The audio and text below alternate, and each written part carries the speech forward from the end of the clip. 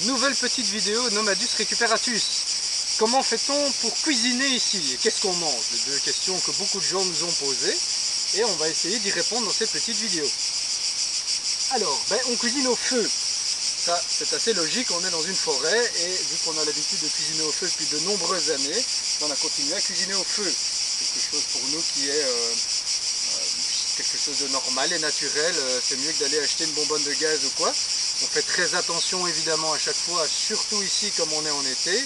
On n'a pas envie de créer un feu de forêt, mais bon, je le répète, ça fait quand même maintenant très longtemps qu'on cuisine au feu. Donc on prend aucun risque et voilà, le risque zéro n'existe pas. Mais je pense que dans notre cas, on a quand même l'expérience qui joue avec nous. Alors, comment est-ce qu'on cuisine? On allume notre feu et on utilise ceci. Donc, c'est un tripode qui se positionne très facilement comme ça. C'est la technique du tripode, si on peut dire. On met notre casserole et donc on met le feu. Voilà. Et c'est simple, on cuisine comme ça. Et alors, tout simplement, on peut ajuster soit le feu, soit la casserole. Et c'est ça l'intérêt du tripode. Donc en fait, tout simplement, si je veux chauffer plus, je descends mon tripode. Si je veux chauffer moins, je le monte. Évidemment, j'empêche que la casserole bouge.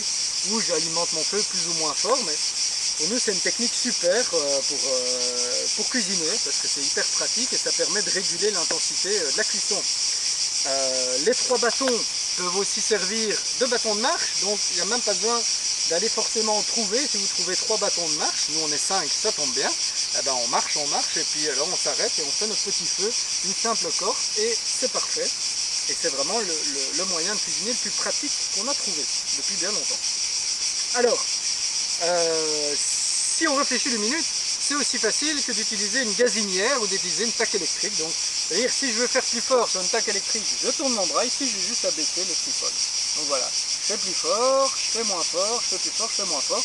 Donc en fait, finalement, on a plein d'outils modernes, mais en réalité, avec un peu d'astuce, on peut arriver à avoir finalement le même confort, voilà, le même confort de cuisson. La casserole qu'on utilise, je tiens quand même à préciser, on fait rarement de la pub pour du matériel, mais là donc c'est une casserole de chez Decathlon, qui a coûté une vingtaine d'euros. En fait, elle a la particularité d'avoir ce petit ustensile qui permet de la suspendre, qui est très pratique, mais surtout elle est très légère en fait. Et pour nous, pour 5 personnes, c'est parfait. On cuisine par exemple d'abord les légumes, on enlève les légumes et puis on fait le reste et puis on mélange tout. Il y a vraiment la quantité parfaite avec ça. Donc vraiment du très bon matériel et elle est, je dirais, incassable. En tout cas pour nous, ça fait longtemps qu'on l'utilise, on n'a jamais eu de soucis.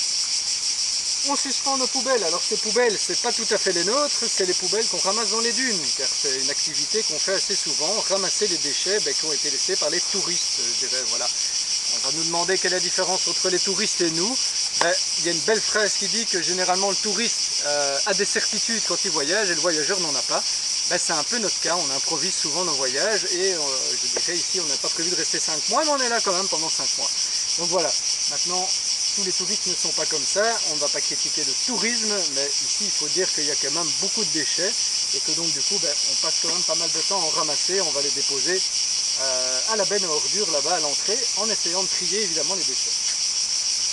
Ça c'est une petite parenthèse qui n'a rien à voir avec la cuisine, mais ceci dit voilà, on ne produit pas beaucoup de déchets en fait, mais ces déchets-là sont, je dirais pour la plupart, pas les nôtres. On a un frigo, donc notre frigo, comment il a été conçu? C'est assez simple. On a récupéré ici un bac en plastique qu'on a coupé, un bidon en plastique. On a mis autour une couverture de survie, de récup, et on met de l'eau de source à l'intérieur. Donc comme j'ai expliqué dans une autre vidéo, on a trouvé une source d'eau près du lac. On a vu qu'il y avait des végétaux un peu particuliers, et vu qu'on a appris dans les voyages précédents à repérer quels végétaux correspondaient à côté d'une source, on a creusé un petit peu, on a trouvé de l'eau, ce qui nous a permis, comme je le répète, de rester ici. On utilise cette source d'eau pour cuisiner et également donc, pour notre frigo. Voilà. Donc on met les bouteilles dedans, quand on a de l'alimentation qui doit rester fraîche, on met de l'eau de source entourée de la couverture de survie. Alors, ici, notre chaise, retrouvée à la plage, abandonnée. Alors on s'en sert pour s'asseoir, mais si on la retourne, c'est notre planche pour couper les légumes. Voilà, multifonction, de la récup de nouveau. On a quelques linges et bouts de tissu récupérés qui vont nous permettre de tout simplement frotter la cuisine, utiliser pour prendre la casserole pour essorer, enfin bon bref, tout est récup.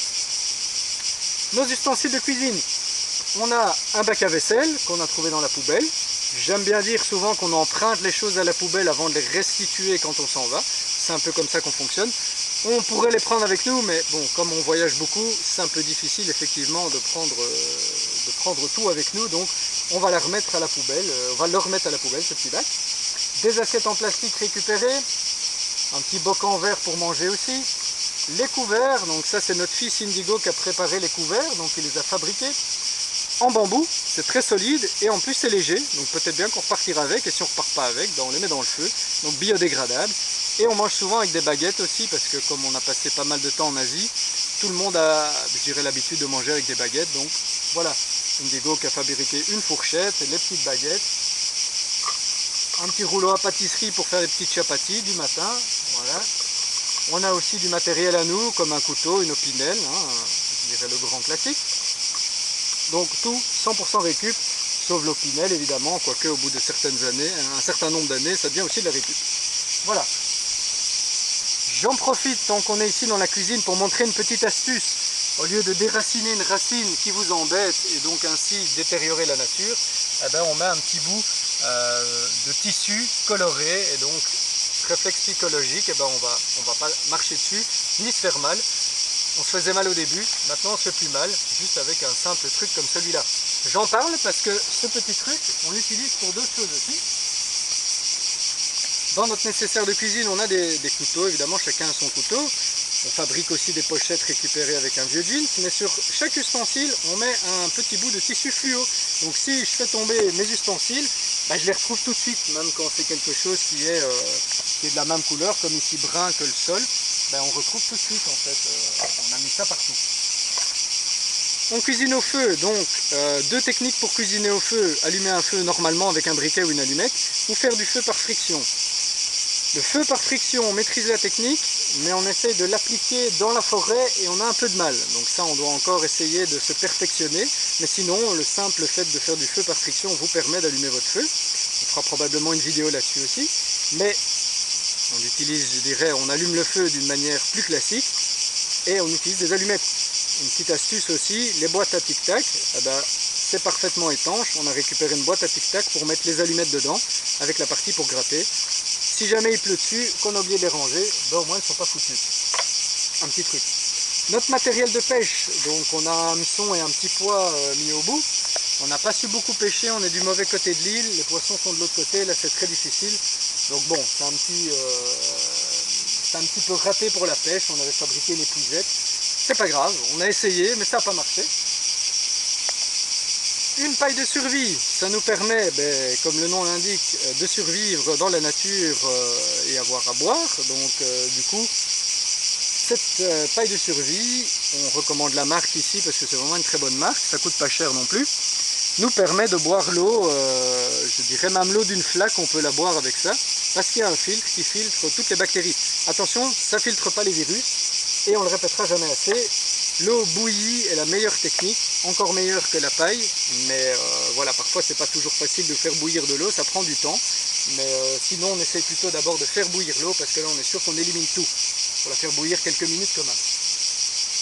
À part ça, ben, des petits étuis à nouveau pour les couteaux, chaque enfant a son couteau. Ici c'est un petit étui de flûte qu'on a récupéré pour mettre la paille, bref, de la récup. On utilise ça systématiquement. À part ça, ben, on a les bacs à nourriture, surélevés, de manière à ce qu'il n'y ait pas d'animaux qui rentrent dedans. Et s'il y a des fourmis, on met un petit peu d'eau salée. Nous, c'est une technique qu'on nous a conseillée, on ne sait pas trop si c'est efficace. Pour nous, on trouve que ça l'est parce qu'on n'a pas beaucoup de fourmis. Et quand je n'en mets pas, il y en a. Donc pour moi, j'en déduis que ça doit fonctionner. Après, est-ce que c'est ça ou autre chose? Ça, je ne sais pas le dire. Mais en tout cas, c'est une technique qui a l'air efficace. Donc du coup, on a nos aliments en sécurité. On a un deuxième bac qui se trouve là. Et à part ça, ben, je dirais qu'on suspend évidemment toute notre nourriture pour ne pas avoir de problème avec les animaux. Serpents, rats, il y a des gros rats ici aussi. Voilà. Bon, ce qui m'amène à, en parlant de rats, à ce qu'on mange. On va en parler tout de suite.